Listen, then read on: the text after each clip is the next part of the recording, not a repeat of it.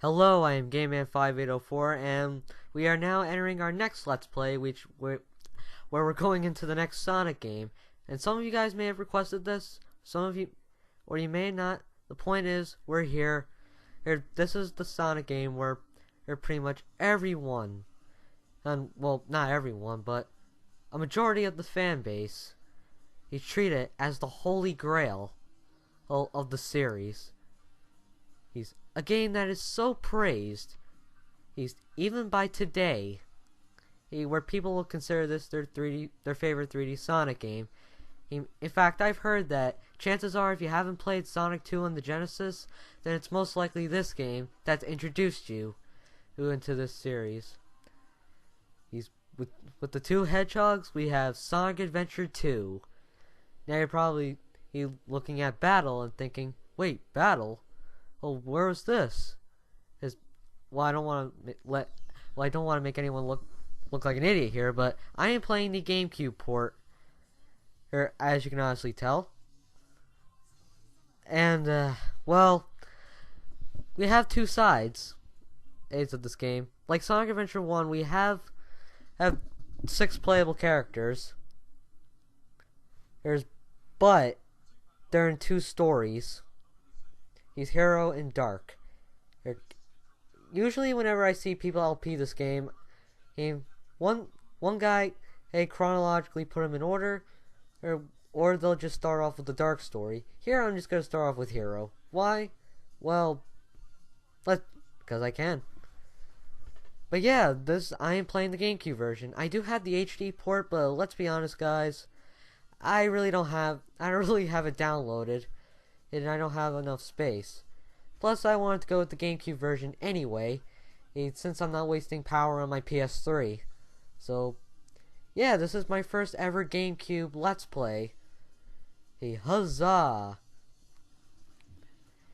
And we are now starting off with the first stage, which is easily one of the most iconic stages, one of the most... Well, this stage just sticks out. So, for starters, we have a snowboarding section. Well, it's not even snowboarding. We're actually just streetboarding down Central City. Yeah, I think it's Central City. That's what Shadow the Hedgehog calls it. But another thing, the music. Ever wonder why? Do you think that it's cool that they brought this level back in Generations? Because Escape from the City by Ted Poley is easily one of the best songs in gaming history. I can't get enough of it. But yeah, this is Cityscape, guys, and compared to Sonic Adventure 1, not much has changed. However, we are introduced to 2 more things that will become staples. As you saw, I kind of clinged on some rails. Because introduced into this game is rail grinding. And by jumping on the rail itself, like this one right here, your Sonic will actually grind on the rail. To speed up, you hold down the B button.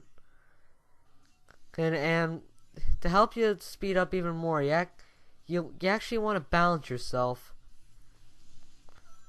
There are going to be instances where you're going to need to switch rails. And automatic rail switching, and that's where things get interesting. But another new ability is that you can swing off these poles. To get the most distance, you basically have to jump when you see the color, lining.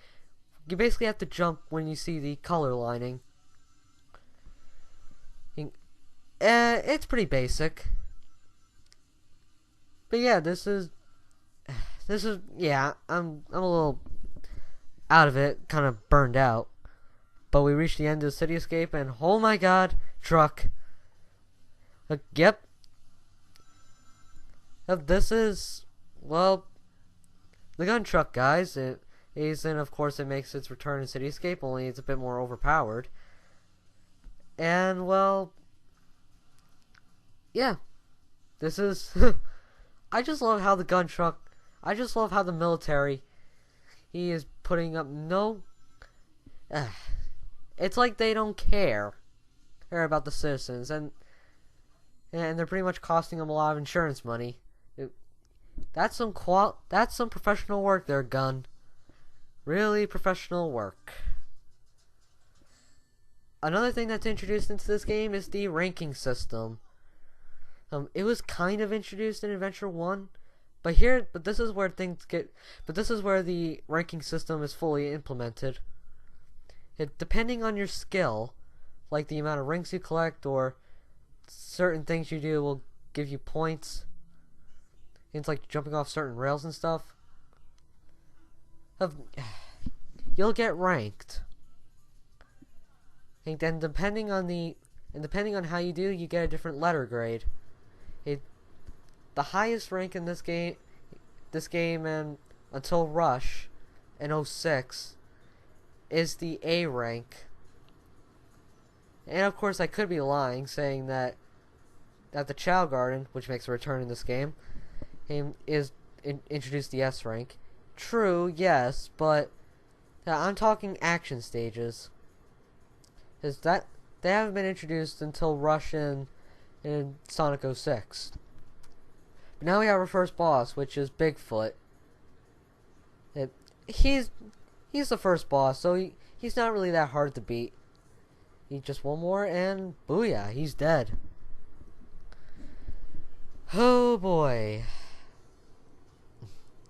But now you may be asking, why is the military after Sonic? Like, what did he ever do to the people? Well, this cutscene, we get answers. Yep. That's right. Hey, well, I don't want to treat anyone like idiots, as I mentioned before.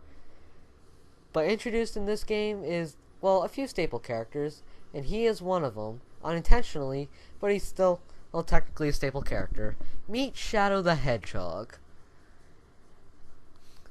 Yep, the almighty Shadow the Hedgehog makes his debut in this game.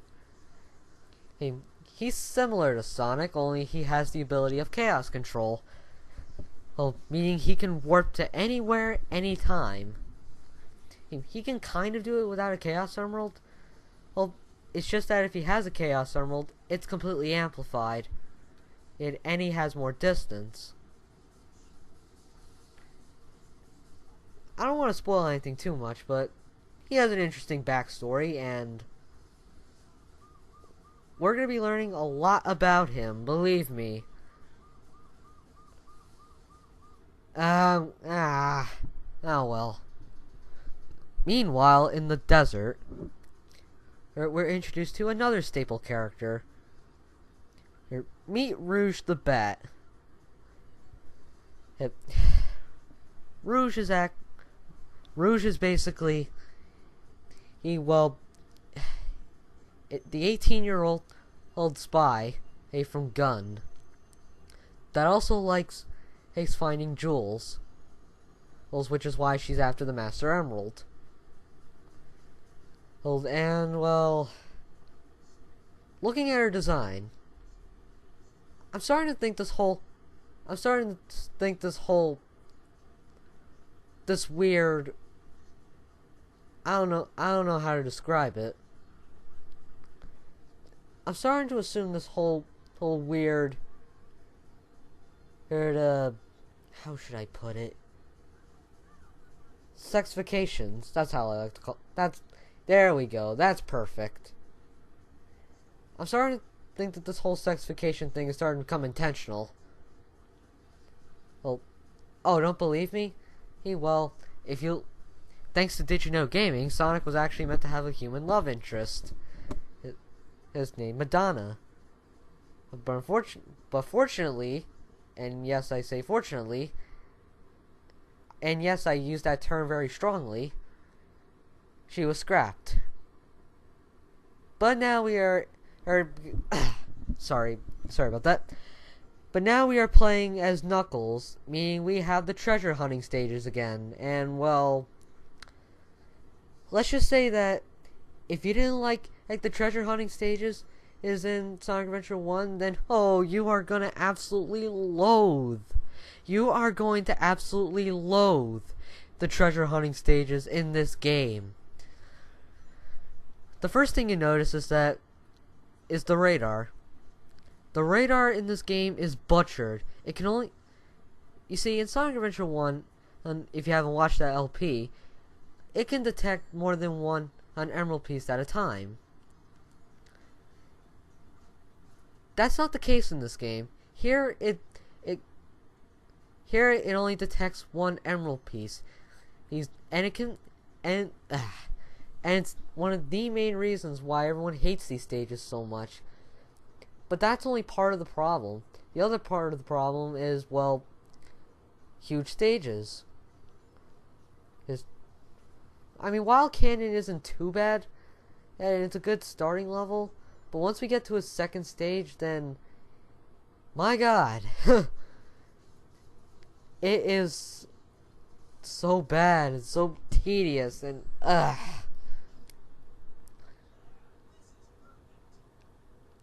well, we are at least done with, I don't even know what to say anymore.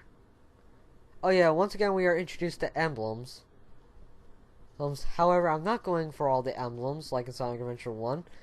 And even though you get somewhat nice rewards, I'm still not getting them. But hey, can't win them all, right? And now we have Tails.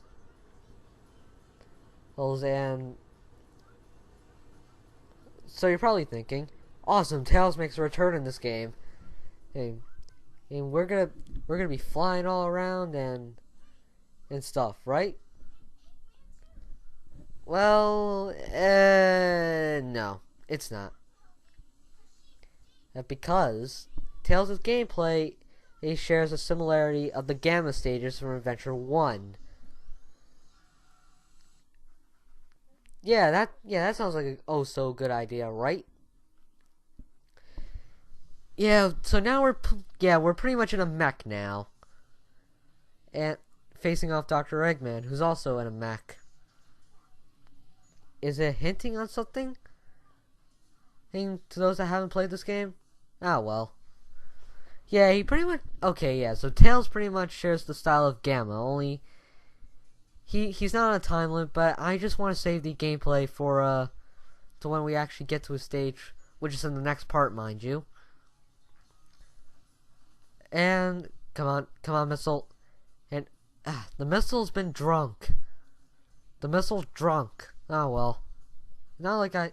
It's not like it was efficient anyway.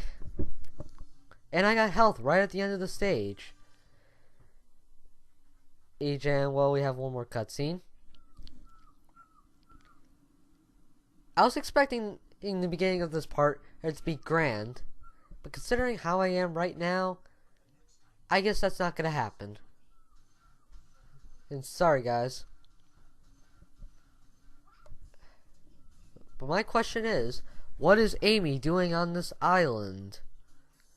Like, what is she doing near a military base? We'll find that out in the Dark story. Well, even though she just mentioned her reason right there, but hey, what do you know? Okay, so in the next part, guys, we're going to be continuing on.